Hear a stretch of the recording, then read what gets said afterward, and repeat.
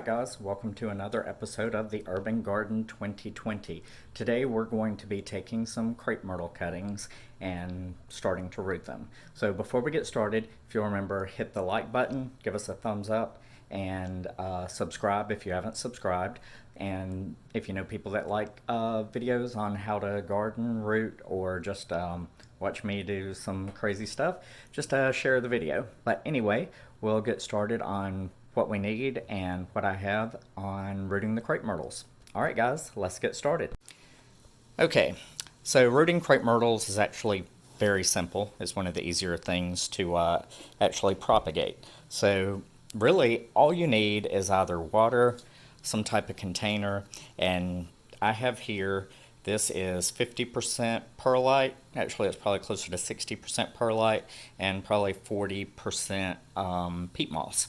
We have our cuttings here, and we just pulled those out of the water. So all I did was took this little cup, filled it up with water. I've got 3 different types of crepe myrtles, 3 different varieties, and I just went through, cut them. You can see they're wet.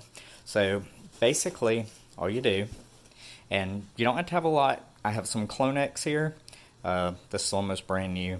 I used it the other day rooting tomatoes. So if you watch that video, it's on here. So basically I take, and this right here is in several, this is a longer cutting, probably about 16, 18, no, it's closer to 24 inches.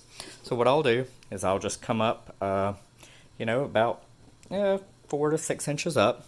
I get right below a leaf, or above a leaf. Let me get to where I can see, right there, and I'll cut it.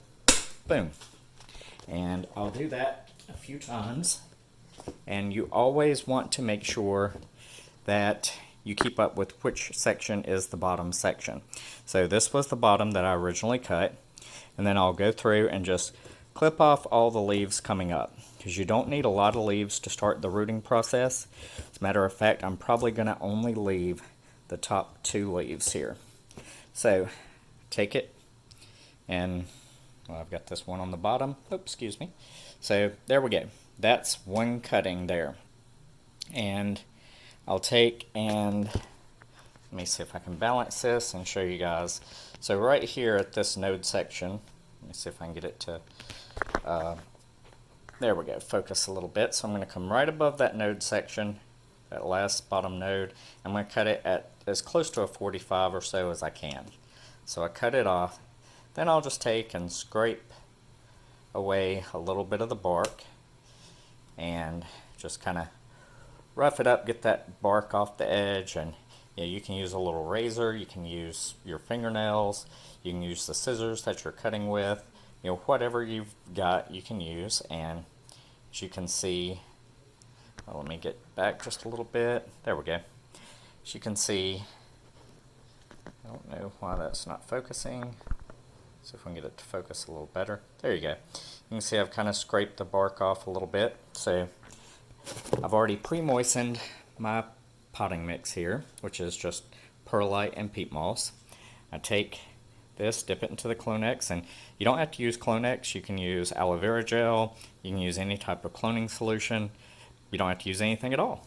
You can just stick it in like that, and we're going to go through and cut these, get those ready, and I'll come back when we're about done. But remember, all you got to do is just scrape back a little bit of the bark, and you can use just straight sand, playground sand, rinsed beach sand. If you have sand actually from the beach, it has a lot of high salinity level, so you probably want to rinse it off good. But you can use aquarium sand, just whatever you're using, rinse it off good. I took this perlite, poured in here, took some peat moss, rinsed it and moistened it, then put them in, mixed them together, and it's really very light. Like you can see, it's almost spongy. It's so light and loamy. But in your yard, if you have some sandy, loamy soil, that'll work fine too. And I don't know if you can see, but I moistened it really well with a spray bottle. And then I worked on, actually I just poured some water in after I got tired of spritzing it. But you just stick that bad dude in there, and you'll set it in a bright but not direct sunlight area. So I'm going to take this and put it in the garage somewhere close to the door. There are some lights on the garage door where it's diffused light, so it's not direct sunlight, but I'll show that to you guys in just a few minutes. So I'm going to work on getting the rest of these up, and what I'll do, I'll just take this one, I come up right above a leaf section, I'll cut it, take here and just clip these leaves off, boom, get this one off. And you can use, on crepe myrtles, you can use green sections, or more green. I like to use some that are just starting to harden off and cut. If you look at the very tops, there's some of this right here where it's actually about almost in bloom and it's starting to bloom out. So I'll cut this off right down here, right below that real soft green section. But again, I take this, I've cut all the leaves off. Those two top leaves are kind of a little ate up by something, so I'll take and cut that, and there we go. And I'll just scrape this off again, and I'll show you guys that. We'll just see if I can get it in the camera view here. Just take and scrape a little bit of it, and I'll just use that scissor blade to kind of scrape that off. And you can leave one leaf. You could, on crepe myrtles, you could probably leave a few more leaves. Crepe myrtles aren't too particular, but you're trimming the leaves off so it doesn't transpire, so it doesn't lose moisture, because your leaves, even though they're collecting sunlight through the chlorophyll in the leaves, that's what gives them this nice green color, it does cause them to lose moisture. So I'll just put a little Clonex in it, just pop it in. If you do have a little heavier soil, like your yard soil, you can take like a little skewer, screwdriver, pencil, whatever, make a little hole, and then just after you stick it in, just kind of take your fingers and lightly press it. So I'm going to do the rest of these, and then I'll come back and show you what we've ended up with. Hold on, guys, and I'll be right back. Alright, guys, well, we've finished up getting them all cut and into the container. So this is what we're looking like. We've got it here, and I didn't put any drainage holes. You want this soil, unlike most of your planted stuff you're putting in planters permanently, to get them started in rooting, you want them just sitting in a very damp soil. So if you have sand, you want to see that water level all the way to the top, and that's what this right here, if I poke my finger down, it's just wet. So when you're propagating, you want something just very wet. Now you can use rapid rooters, which are these kind of foamy like sponge like little rooters that are just little blocks, similar to, in theory, to rock wool, although they're totally different. Rock wool is kind of a spun rock, similar to fiberglass, but natural rock. So then rapid rooters are more like a foam sponge like material, and you can take and wet those or soak them in water, and then they just are, you want to wring them out just a little bit, and then just have them really wet, and you can re-moisten those with a spray bottle. So this right here, propagation tray, I got on Amazon for like 30 or 40 bucks, something like that, I can't remember. But anyway, it's just a little tray with a clear riser and then a top here, and all this does is hold the moisture in. So, and it's got some little vents. I've kind of cracked these. Well, I thought I cracked that one open just a little, but you can open it just a little, and it's very humid in the garage.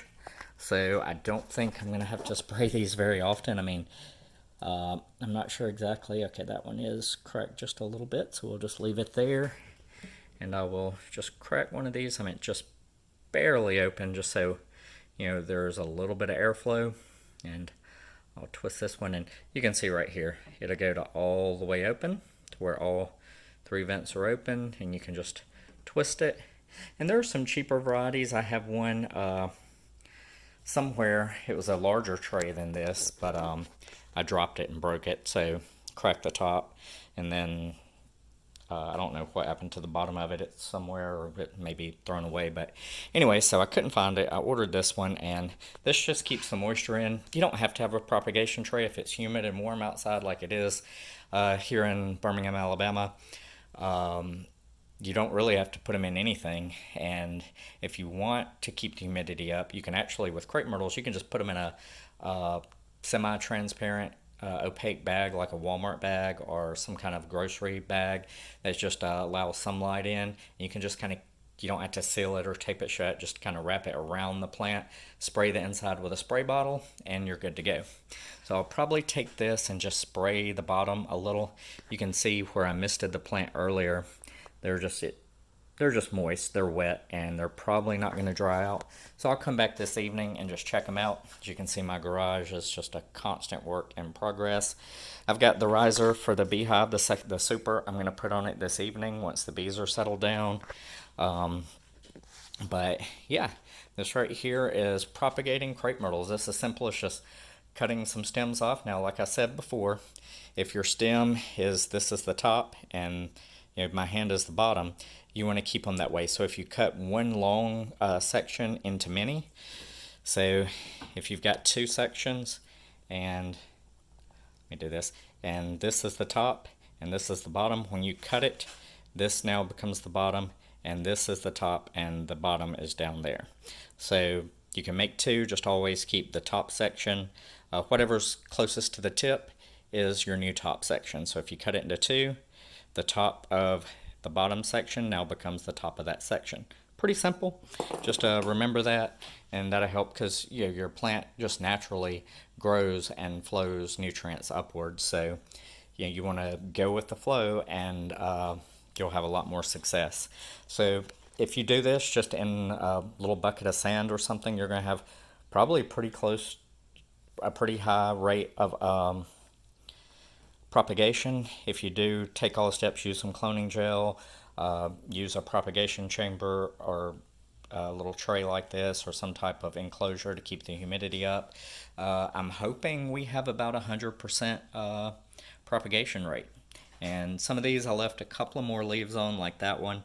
I left a few more leaves on. That one has 4 leaves left on. So between 2 and 4, you don't want the plant initially to focus on growth, and you don't want it to just bring in sunlight and just keep pumping up and trying to grow out the top. You want it to grow out the bottom and focus on roots to start with. So that's what we're looking like, and I really like this propagation chamber. It was waiting on me when I got home last night. So it was on the doorstep. Thank you, Amazon. Or was it eBay? I think it was Amazon. But anyway, it's a nice little rooting tray or propagation tray. So we're going to do crepe myrtles to start with. We'll leave them here. One thing, some tips. You don't want to move them around too much when they're in the soil. So yeah, I can move this whole tray around, but the stems themselves, the cuttings, you don't want to move them around. You want them to focus, let those roots come out and grow. And if you're constantly moving them, turning them, if you move them much at all, they're just not going to grow roots. So you can see we've got them stuck in there a little more than 3/4 of the way down into this. This is a couple inches deep, probably 2.5, 3 inches deep. So I just used an old gallon water jug, cut off the top, and that's what we're looking like. So it's simple to root crepe myrtles. You can also root azaleas. I may do a thing of azaleas next, so we'll see what that comes out to. I really would like that. But I did, like I said before, I did a couple of different varieties. I know one of these is a white crepe myrtle, and one of them that I took cuttings from was a red crepe myrtle. Sort of is supposed to be a crimson red color.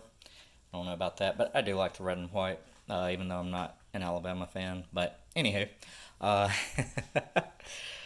little shout out to the Gators, go Gators. But good, our baseball team made a run. Didn't quite make it there, but we did very well. Tennessee did end up getting beat by Notre Dame.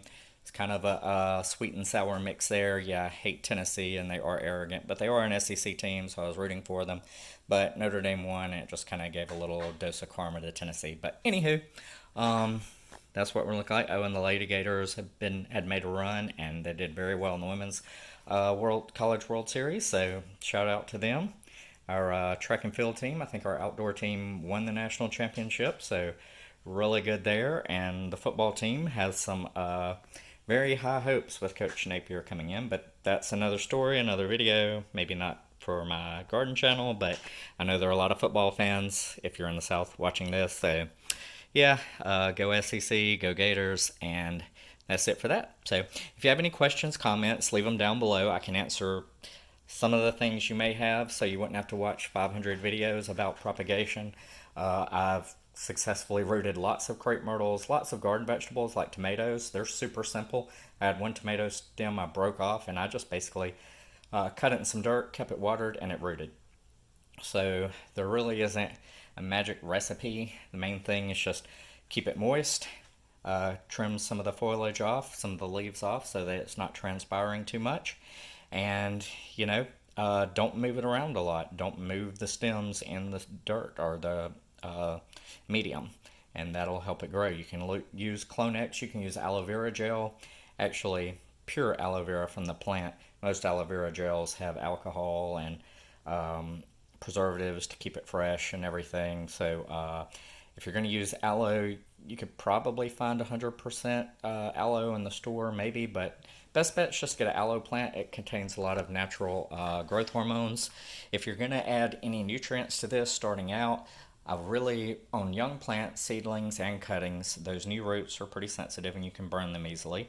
So if you have the fish fertilizer, you can dilute it down to 1 tablespoon of fish fertilizer per gallon of water. Same thing with kelp or seaweed extract. They're both really high in growth hormones, or they promote growth in the plants. You can also use mycorrhiza when you transplant these into a container, and that just helps your natural biology, the microbes in the soil, grow, and that just helps feed the plant. It helps the plant break down nutrients to use. So anywho, that's what we're looking like today on rooting crepe myrtles, and hope you guys are having a great day, a great week. It is a hot week. Most of the highs here in Birmingham, I think the 10-day planner is 98, 99, and 100 every day with very high humidity. So stay cool. When you can't stay cool, stay hydrated, wear light colors, and just try to keep a breeze about you, and drink plenty of water, electrolytes, Gatorade, Powerade, or your choice, but make sure you're drinking water along with it. And just enjoy the summer. It's nice and warm out. I'm feeling a little better. I was down on Monday, just really down and out Monday. Tuesday, I was kind of recovery at work. Today, we're doing a little light gardening. I'm going to try to get out this afternoon, cut grass, do some weed eating, and maybe head off to the mountain, Red Mountain, Ruffner Mountain, maybe Oak Mountain, see what we can get into on the trails, maybe do a little hike or a little bike. I'm not sure, depending if I feel energized enough. I was really wrung out yesterday, so I did make it through, but today feeling good, but I don't want to get out in the middle of a hike and just crash and barely make it back and have to use all of tomorrow to recover. So anywho, just stay safe, keep digging it, and again, if you have any questions, post them in the comments, like and subscribe, and you guys have a safe day. Later, guys.